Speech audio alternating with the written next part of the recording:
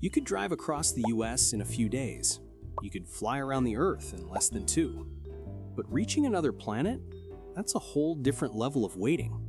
Some people think getting to another planet is like a longer flight. Just hop on a rocket, point it at Mars, and go. But that's not how space travel works.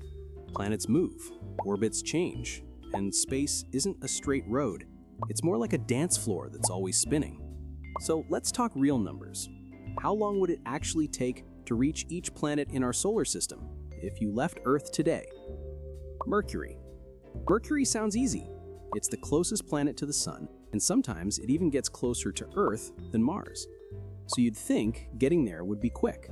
But no, Mercury is like that friend who lives nearby but is impossible to visit.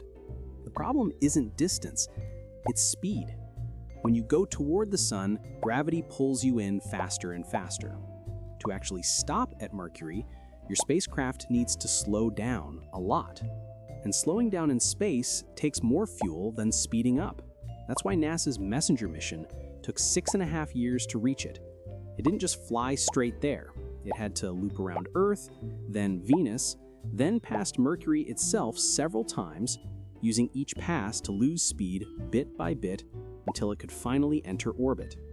If you skipped all that and flew straight in, you'd reach Mercury in a few months, but you'd blow past it at thousands of kilometers per second and never stop. That's like missing your freeway exit by an entire continent. So yeah, Mercury may be close, but it's one of the hardest planets to actually stay at. Venus.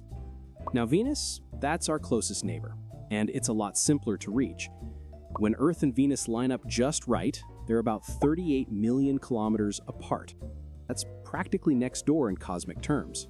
Back in 1962, NASA's Mariner 2 made the trip in only 3.5 months, the first successful mission to another planet. More modern probes usually take 4 to 5 months, depending on the launch date and orbit alignment. If we ever sent humans there, the travel time wouldn't be much different than Mars. The real problem is what happens after you arrive. Venus has a surface temperature hot enough to melt lead, and an atmosphere thick enough to crush a submarine. It's basically Earth's evil twin. Same size, same shape, but living there would be like standing inside a pressure cooker full of acid. Still, as far as travel time goes, Venus wins for convenience.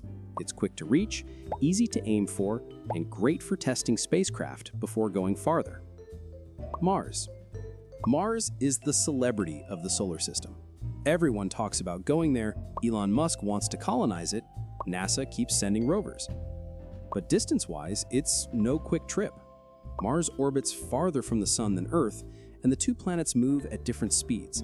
So sometimes they're on the same side of the Sun, close, and sometimes on opposite sides, far apart.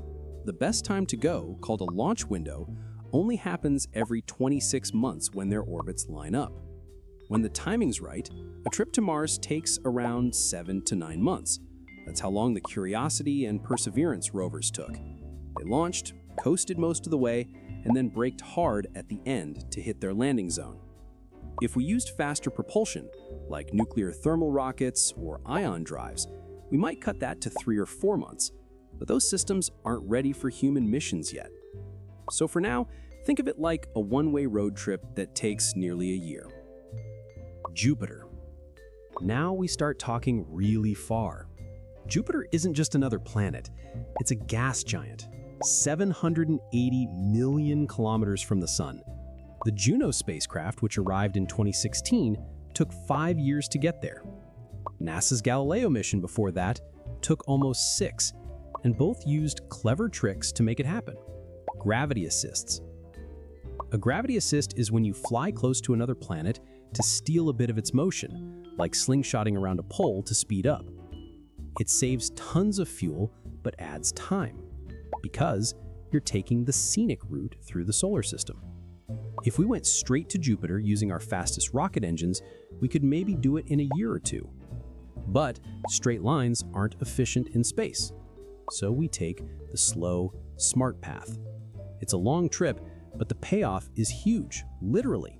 Jupiter is massive enough to fit more than 1,000 Earths inside it, and studying it helps us understand how the solar system formed. Saturn. Saturn is even farther, 1.4 billion kilometers from the Sun. And because of that, it takes serious patience to reach. NASA's Cassini spacecraft launched in 1997 and didn't arrive until 2004. That's almost 7 years. And like Juno, it used multiple gravity assists to get enough momentum. One around Venus, two around Earth, to get enough momentum. You can't just blast straight to Saturn, because you'd either run out of fuel or miss it completely. Everything in space moves, so you're aiming for where the planet will be years from now, not where it is today. By the time Cassini arrived, kids who watched its launch were in middle school, and yet it became one of the most successful missions ever, sending back breathtaking photos of Saturn's rings for over a decade. If we built a faster ship, maybe we could do it in 3 or 4 years, but for now, Saturn's still a long, cold trip. Uranus. Now we reach the outer solar system, where things get lonely. Uranus sits 2.9 billion kilometers from the Sun. That's so far that sunlight there is 400 times weaker than on Earth. Only one spacecraft has ever been there, Voyager 2. It launched in 1977 and reached Uranus in 9.5 years. And that was just a flyby. It didn't stop or orbit. If we launched a new probe today, with better engines, we could maybe shave it down to 8 years. But the truth is, Uranus doesn't get a lot of attention. It's cold, it's dim, and it doesn't have the dramatic storms or rings like Jupiter and Saturn. Still, it's a fascinating planet. It spins on its side, has faint blue rings, and probably an icy ocean deep inside. The distance just makes studying it painfully slow. Neptune, last stop for the planets. Neptune is 4.5 billion kilometers away. That's 30 times farther from the Sun than Earth is.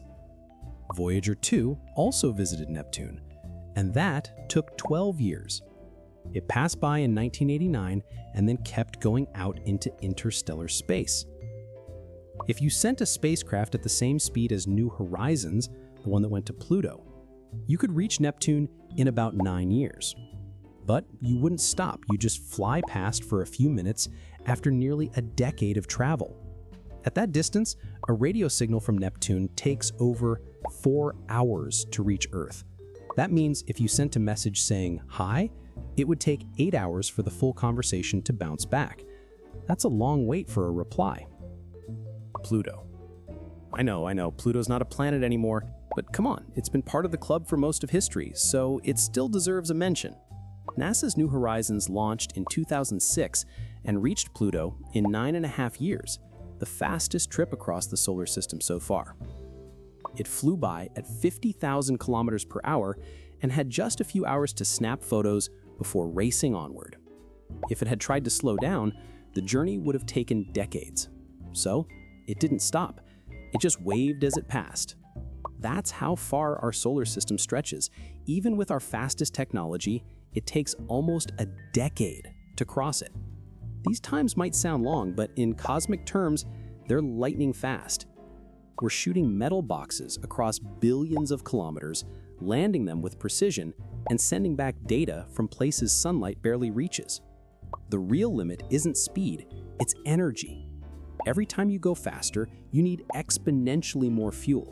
And if you can't slow down at the end, you just zip past your target forever. That's why we rely on timing, gravity, and patience. Exploring space isn't instant gratification, it's a relay race across generations. Scientists launch missions knowing they might be retired or even gone before the spacecraft finishes. It's long-term curiosity at its purest. Space makes you rethink what far really means. We live on one small rock, and the next one over can take years to reach.